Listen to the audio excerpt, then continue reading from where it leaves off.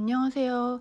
지난번에 이어서 이제 집에서 혼자 가죽 공예를 하시려는 분들을 위한 도구 소개를 이어서 진행하려고 합니다. 지난번에는 이제 제가 토코놀 마감재 바르는 것까지 말씀드렸는데, 이번에는 이제 접착제부터 설명드리려고요. 뭔가를 이제 붙이겠다 할 때 필요한 도구는 이런 본드. 이거는 슈 리페어 본드라고 써있는데, 돼지 본드 아시죠? 그거를 주로 사용해도 되는데, 저는 조금 욕심을 내서 이태리, 메이드 인 이태리네요. 이태리에서 만들어진 본드.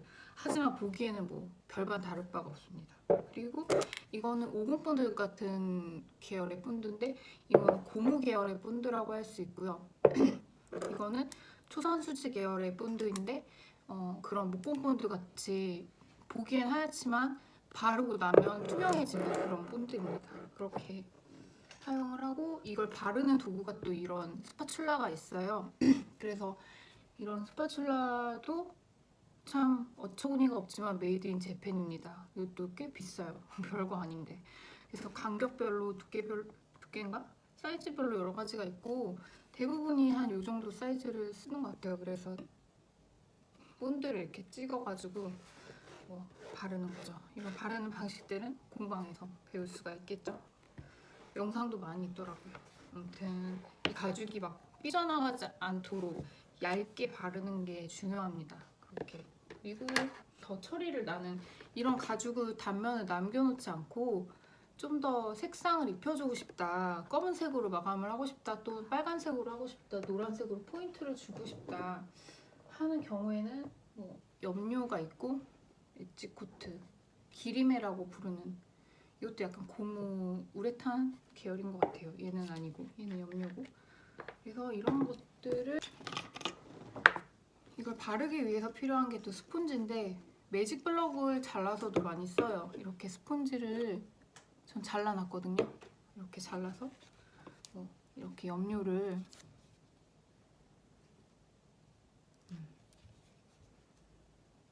이렇게 짜서 이런 모서리에 폈어요. 이렇게 바르고 나면은 어두워지죠. 바른 부분과 안 바른 부분의 차이가 있죠. 조금씩 발라주고 점점 영역을 넓혀가는 과정이 될 수 있고, 이런 식으로. 이게 밀랍입니다. 밀랍 왁스라고 해야 되나요? 그래서 실 바느질 할 때, 실도 예전에는 이렇게 코팅을 해줬는데, 요즘에는 실을 여러 가지 종류 중에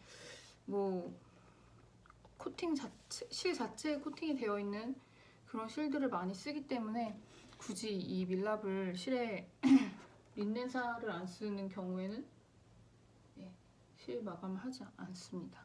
아무튼 그렇게 해서 얘를 이제 알콜 램프가 또 필요합니다. 되게 미니 알콜 램프인데, 알콜 램프에 불을 붙여서 달군 다음에 이 밀랍을 살짝 대면 이 열에 의해서 밀랍이 살짝 묻어요.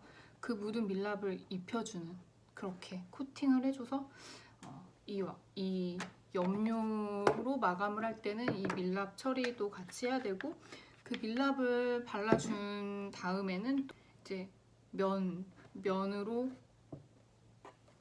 된 천을 문질러줘서 이 묻은 밀랍이 더 안착이 될 수 있는 과정을 해줘야 됩니다. 그런 과정들이 굉장히 귀찮기 때문에 사실 일반적으로는 이 기림이나 엣지 코트를 많이 바른 편입니다.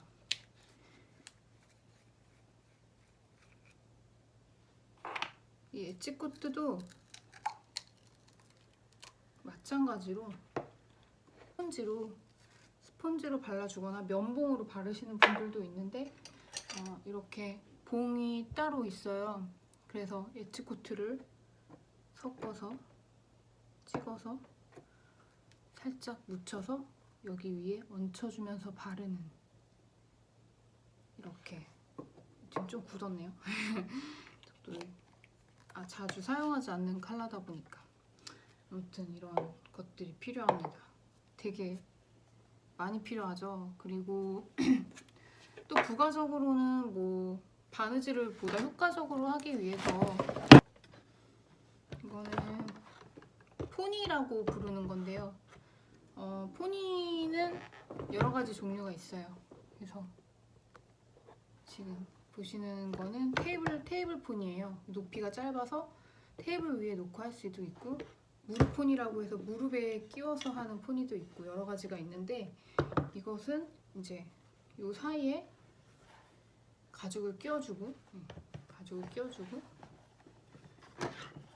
이렇게 조여준 다음에 여기에 구멍이 뚫려 있다고 가정하면 이제 바느질을 두 손이 자유롭죠. 일단 그 어느 것도 들 필요가 없으니까. 그래서 가죽을 잡아주는 역할을 하는 것입니다. 바느질을 이렇게 하는데 불편함이 없도록. 그래서 조금 더 굉장히 길이도 다양하고 나무의 종류도 다양하고 좀 굉장히 고가의 프랑스산 제품부터 그냥 국내에서 목공하시는 분들이 만든 저렴한 것들도 많이 있습니다. 저도 이거는 그래서 사고 나면 이쪽에 나무로 되어 있는데 가죽을 보호해야 되기 때문에 이 부분의 가죽을 덧대주는 게 좋습니다. 그래서 저도 이렇게 제 로고를 보이시나요? 찍어서 이렇게 한번 덧대봤습니다. 본드 지우개라고 하거든요. 이런 것도 뭐 크게 비싸지 않으니까 뭐 하나쯤 있으면 좋아요. 이렇게 너무 세게 문지르면 가죽이 상하니까 본드가 묻은 부분을 살짝 이렇게 하면 그 표면에 묻은 본드가 여기에 붙으면서 이게 같은 본드 계열인가 봐요. 그래서 이쪽에 붙게 되는 그런 제품이고, 이것도 형지가 움직이지 않도록 하기 위해서 이런 문진도 있으면 좋습니다.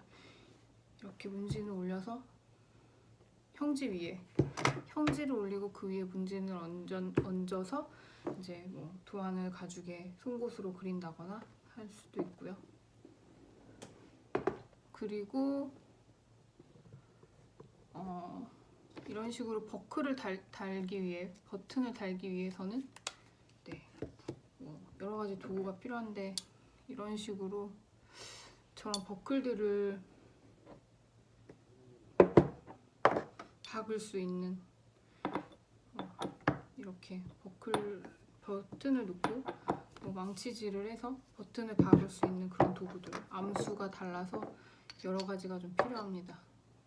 또 이렇게 내리치면서 이렇게 똑딱이를 가죽에 부착하는 그런 도구도 있는데, 사실 이런 것들은 그냥 공방에서 처음에 배울 때는 사지 않고 공방에서 작업을 하는 게 좋습니다. 집에서 하면 망치 소리도 너무 크게 들리기 때문에. 하지만 뭐 이런 펀치 뚫는 펀치들은 뭐 원하는 좀 홀 사이즈에 따라서 간혹 사기도 하고, 저도 필요한 세트가 필요해서 하나둘씩 사다가 그냥 이렇게 세트로 샀거든요.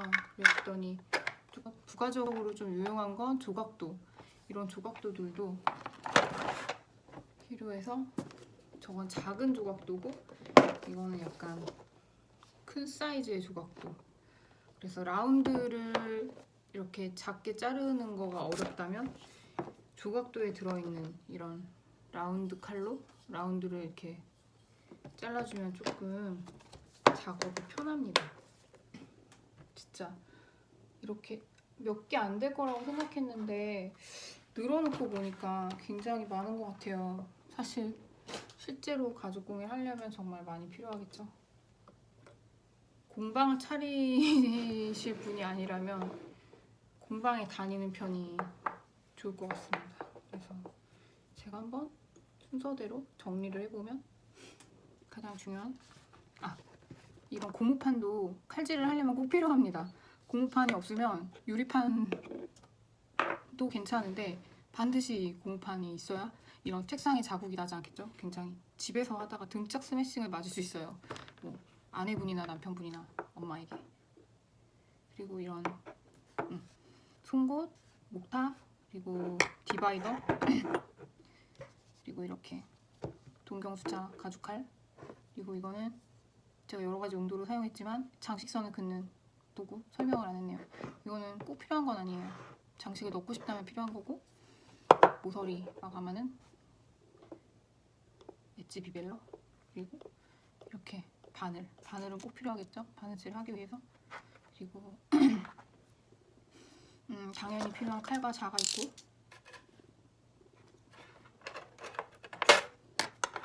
자와 칼, 그리고 또 본드를 바르기 위해서 이런 도구가 있고, 본드는 2가지 종류가 필요하고, 고무 계열과 초산수지 계열이 필요하고, 그리고 가죽의 단면이나 뒷면을 마감해주는 토코놀이라는 제품도 필요하고, 그리고 이제 이런 마감재들, 염료나 엣지코트 필요하고, 그것을 바를 수 있는 이런 스펀지도 필요하고요.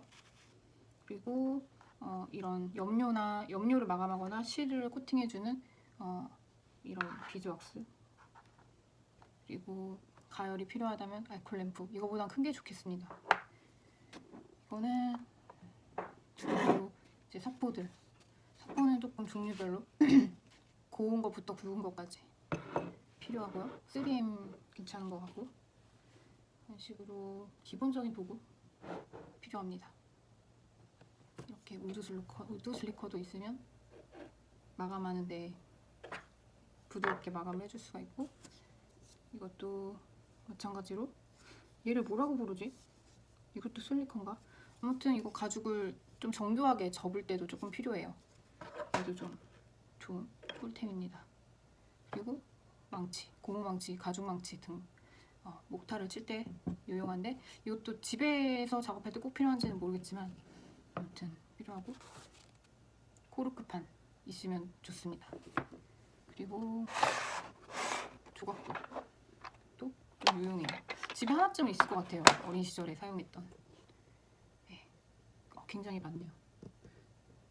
이런 것들이 기본적으로 필요합니다. 엣지코트 바르는 것도 있죠. 아무튼 간에 기초적인 툴을 좀 소개시켜 드려 보았습니다. 그러면은 도움이 되셨길 바라며 구독과 라이크 눌러주세요.